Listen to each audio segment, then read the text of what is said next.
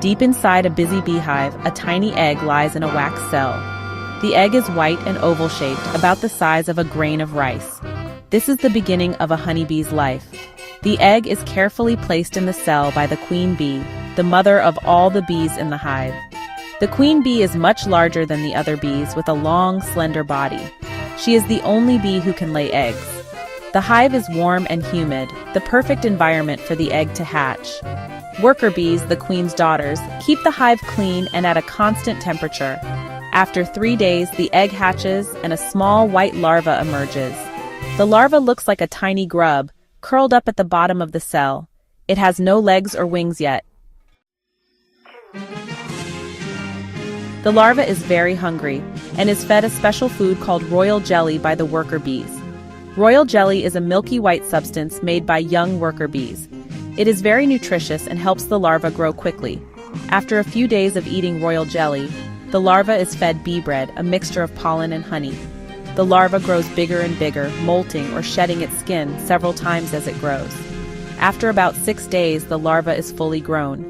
Worker bees seal the cell with a cap of wax. Inside the sealed cell, the larva spins a silk cocoon around itself and enters the pupa stage. During the pupa stage, amazing changes happen. The larva transforms into an adult bee with 6 legs, 4 wings, and a head, thorax, and abdomen.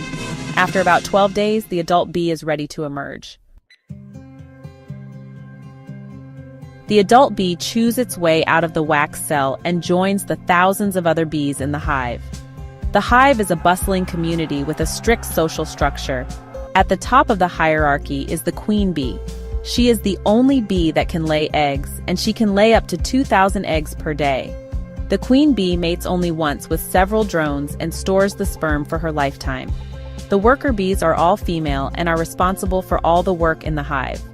They collect nectar and pollen, make honey, build and repair the hive, care for the larvae, and guard the hive from intruders.